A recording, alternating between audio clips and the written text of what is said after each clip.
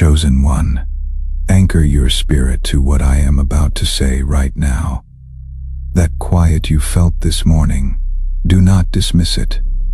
Heaven just recalibrated because of you. Not because of someone else's prayer, not because of a prophet's intercession, because of what you did this morning, because of one specific act that you did not even recognize as significant. And the moment you did it, God looked at the original plan and said, "Cancel it. We are building something better." The enemy is working overtime right now for one reason, and one reason only. He watched what happened this morning, and he knows what heaven just authorized. It all shifts in the next 24 hours. The stagnation, the silence, the feeling that nothing is moving. But here is what you need to understand before we go any further. This is not shifting because your season finally arrived. It is shifting because of what you did. There is a difference, and that difference is everything. You did not find this message by accident. The algorithm did not bring you here. God did. This is a divine appointment that was written into the framework of this day before you ever opened your eyes this morning. You are not scrolling. You are being summoned. If something in you just confirmed that, type chosen in the comments right now. Stay until the very last second, because in the next few minutes, I am going to hand you the exact spiritual verdict that heaven issued this morning on your behalf. I am going to show you the precise moment your act this morning functioned as a legal decree in the court of heaven. And at the end, I am going to give you the declaration that seals what God just authorized, so the enemy cannot touch it. Do not click away.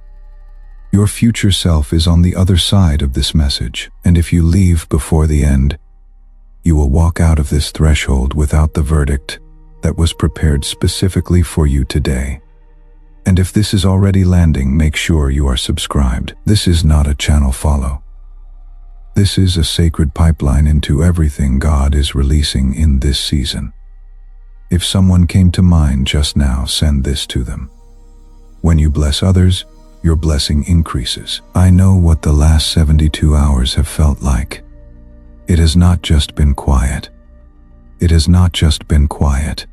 It has been strange, like the atmosphere shifted and nobody told you why. Like you woke up this morning carrying something you could not name. Maybe you did something small this morning that you almost did not do.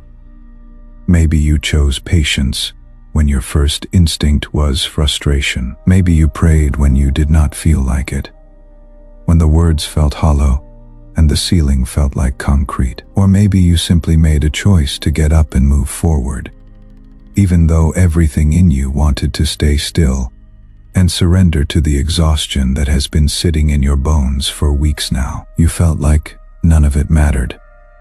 You felt like you were going through motions. You had no idea that what you did in that quiet moment this morning was being witnessed at a level far beyond anything you can see with your natural eyes. You feel suspended right now, like you are standing between two worlds. The life you have been living and the life God has been preparing. And in that suspension, the enemy has been whispering a very specific lie into your thoughts. Listen carefully, because you have heard this lie today. He is telling you that your act this morning was insignificant. He is telling you that small obedience does not move heaven. He is replaying every delayed promise, every unanswered prayer, every moment this year where you did the right thing and nothing seemed to change. The accuser is using your own faithfulness as evidence against you. He is saying your consistency has not registered. He is saying God did not notice. If the enemy has been speaking that exact lie over you, type 777 right now. That is your declaration. I am still standing, and God still sees me. But I need you to hear what the scripture actually says about this moment. Zechariah 4:10 says, "Do not despise these small beginnings, for the Lord rejoices to see the work begin." Listen to that. The Lord rejoices, not tolerates, not acknowledges, rejoices. Heaven does not grade obedience by size. Heaven responds to the posture of the heart behind the act. If you receive that type, amen. And what you carried into that moment this morning was not small. It was the posture of someone who chose God when it cost them something. And that kind of obedience does not go unnoticed. It goes into the record. It becomes evidence. It becomes the legal ground upon which heaven moves. The enemy told you that your small act this morning was invisible. God just canceled his entire original itinerary because of it. The heaviness you feel right now is not the weight of being forgotten. It is the weight of transition. It is the pressure that builds in a room right before every wall shifts. You are not standing in delay. You are standing in the final seconds before recalibration becomes visible. What you did this morning was not routine. It was not weakness. It was not wasted. It was the act that moved heaven's hand. And before we go any further, I need you to understand something. What you are about to receive is not just a message. It is a map. Some of you have been circling the same mountain for years, knowing something is there but unable to name it. You feel the pull, the ancient knowing, the whisper of a destiny just beyond your grasp, like a forgotten melody haunting the edges of your awareness. And what is coming next, what is poised to unfold, will likely surprise you, because it always does at this profound layer of divine revelation. Observe. There is a timeless pattern that runs through the lives of every single individual whom heaven has ever dramatically redirected.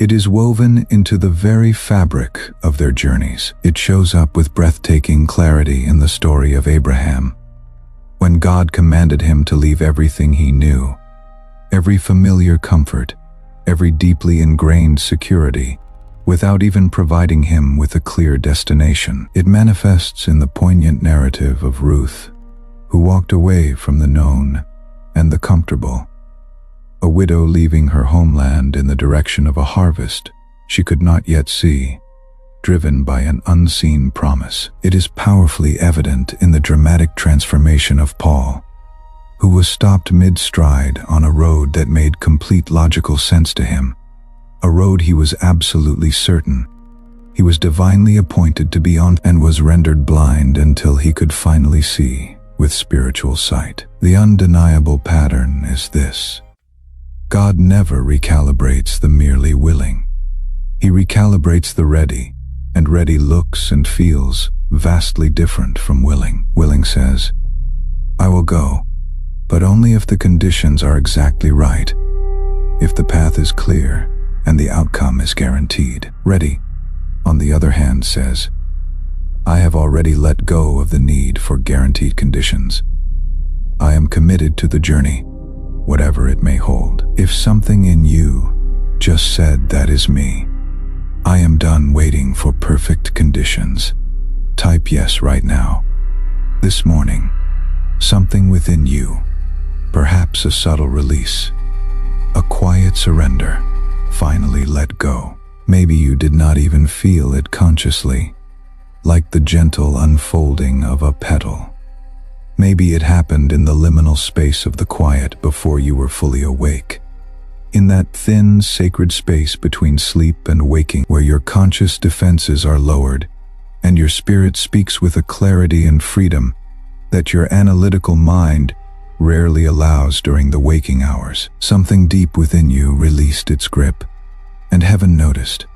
The spiritual registers lit up, and the entire architecture of your next season, the very blueprint of your future, shifted in immediate, powerful response. But here is the part no one wants to hear.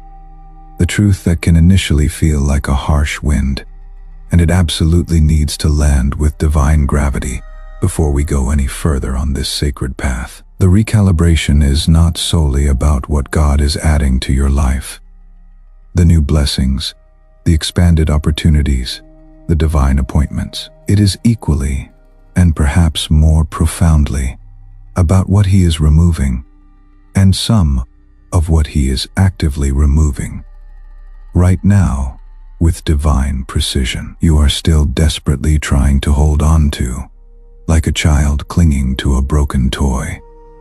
Some of what He is canceling, with heavenly decree, you have been passionately praying to keep. There are relationships in your life that felt like destiny, like divinely ordained partnerships, but were in actuality subtle detours designed to teach you lessons before you reached your true destination. There are opportunities that gleamed like brightly shining open doors, but were in reality rigorous tests of your spiritual discernment and your ability to distinguish the divine from the deceptive. There are versions of success, glittering mirages you have been relentlessly chasing, that, if God had allowed you to reach them, would have ultimately taken you further from your actual divine calling, not closer to it. And this is the inherent tension, the profound paradox of divine recalibration.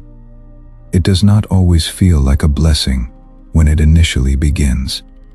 It often feels, in the moment, like a devastating loss. Stay with me, I implore you, because what is coming next is the very part that holds the power to break the cycles of the past and set you free into your appointed destiny. Joseph understood this tension, this agonizing paradox, better than almost anyone in the sacred texts. He carried a dreamer, genuine, palpable, God-given dream, and for years after receiving it, everything that transpired in his life appeared to be the polar opposite of that dream coming true. His own brothers, those closest to him, stripped him of the coat of many colors, a symbol of his identity and his father's favor, casting him into the darkness. He was thrown into a literal pit, a place of abandonment and despair, sold into slavery, his freedom and dignity ripped away, falsely accused, his character maligned, imprisoned, his potential confined, and yet, at every single point of apparent cancellation, of utter devastation, God was not absent. God was actively constructing. The pit was not a punishment. It was a powerful, albeit agonizing, preparation for the palace. Something just broke open in you, and that is not a feeling to scroll past. If something in you wants to respond right now, the link is in the description and the pinned comment. Start with whatever feels right, a coffee, a one-time gift, or step in as a monthly partner. Someone is still in their pit right now, carrying the exact weight you just had named.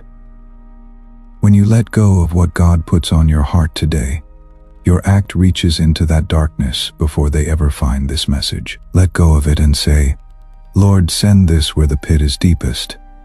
But Joseph, trapped in the suffocating darkness of the pit, could not see the grand design.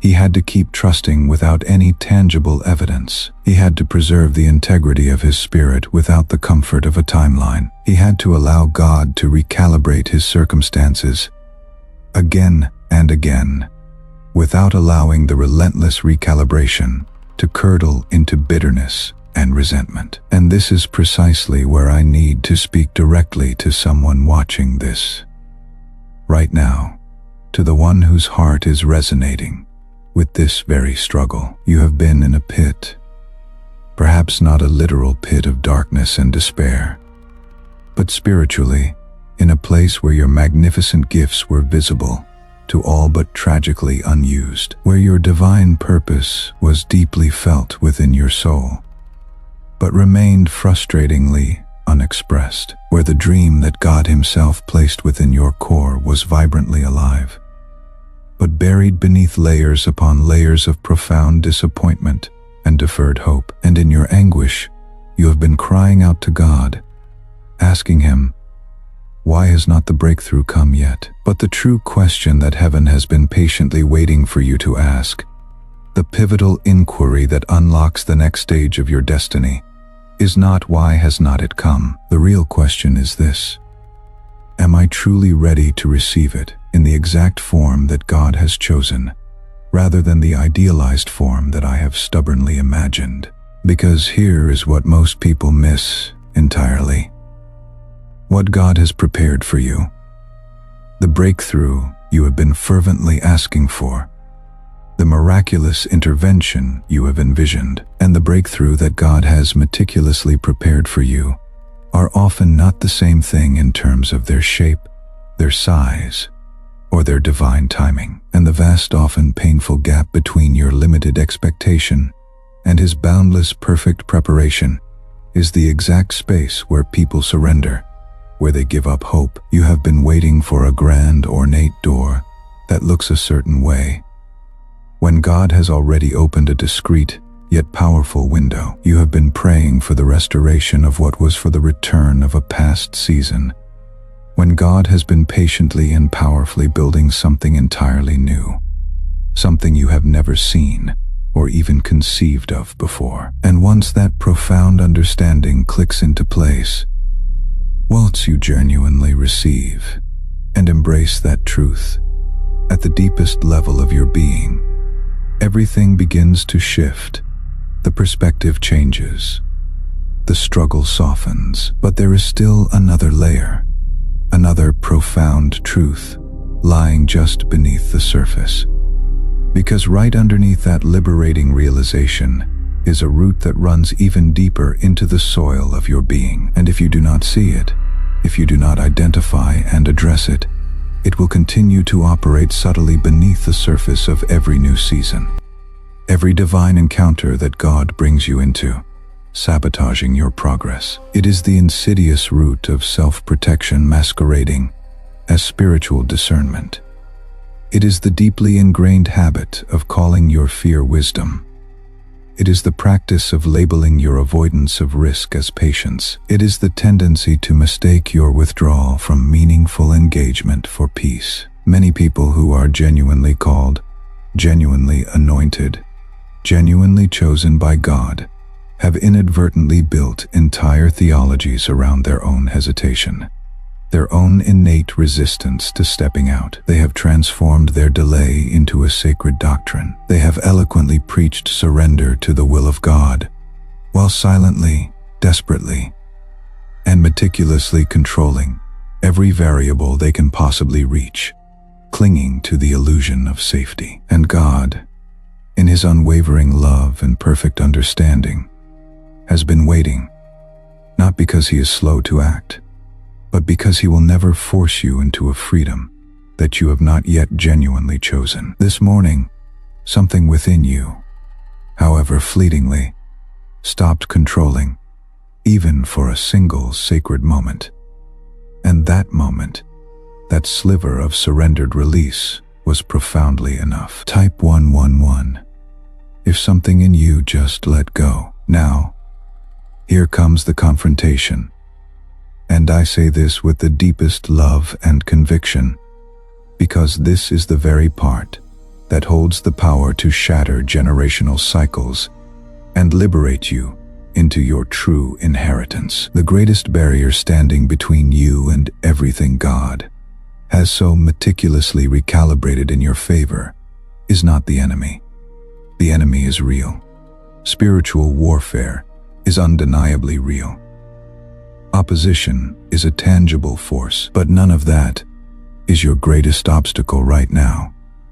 Your greatest obstacle is that deeply ingrained part of you that still, at its core, does not believe you are truly allowed to have it, to receive it, to possess it. It is the part of you that has been wounded so many times, disappointed so profoundly, so repeatedly, that you have inadvertently built a hidden wall around your heart, not to keep God out, for He can breach any barrier, but to protect yourself from the devastating pain of hoping again at full, unrestrained strength.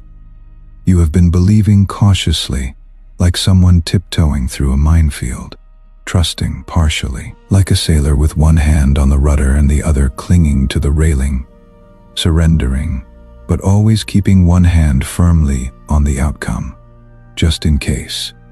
And God is asking you right now, in this precise, pivotal moment, to take that hand back, not to grab the outcome for yourself, but to lift it, trembling perhaps, in complete and utter surrender.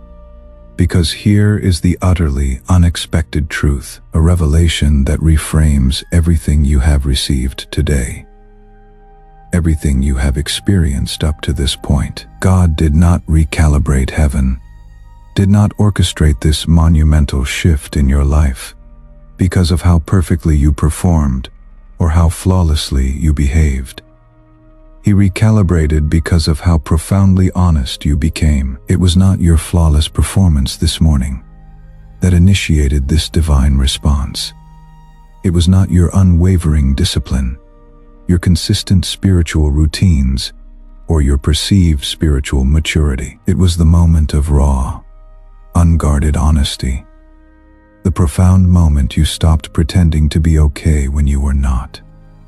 The moment you allowed God to see the actual, unvarnished condition of your heart. That was the celestial signal that heaven responded to, not the polished prayer, delivered with perfect articulation, not the memorized declaration, recited with practiced eloquence. It was the truth that lay underneath all of it, the authentic cry of your soul, the place within you that finally whispered with complete vulnerability, "I do not have this figured out. I desperately need you to carry what I simply cannot." That raw vulnerability, that sacred nakedness before the gaze of the Almighty, was the very catalyst that activated the recalibration. That place you just touched, that honest, unguarded cry, heaven moved toward it. If you feel led to respond right now, the link is in the description and the pinned comment. A coffee, a one-time gift, or monthly partnership, whatever you release right now carries the weight of this moment. You are not giving to a channel. You are sowing from the most honest place you have been in a long time. Let go of what God puts on your heart and say, "I release this from the same place I just surrendered." Heaven does not primarily move toward your perceived strength. Heaven moves with unparalleled power toward your surrender. If you want to go deeper into everything God is building in this season, the full blueprint is in the first pinned comment below. It was placed there for the person who knows this is not just a message. It is a map, and that, my friends, changes absolutely everything. Because it means you do not have to arrive at your destination fully healed before God can begin to use you. You do not have to arrive at your calling completely whole before He can send you forth with divine purpose.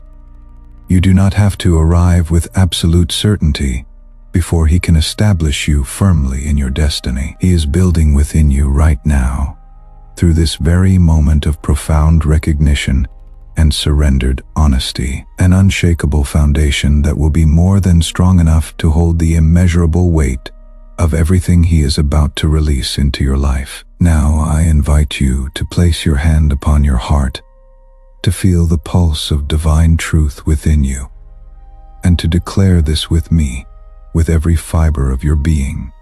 I release the version of myself that survived by staying small. I release every agreement I have unconsciously or consciously made with delay, with doubt, with the insidious lie that I am too broken, too flawed, too unworthy to be chosen. I cancel every expectation I have built in my own mind without heaven's divine input or confirmation.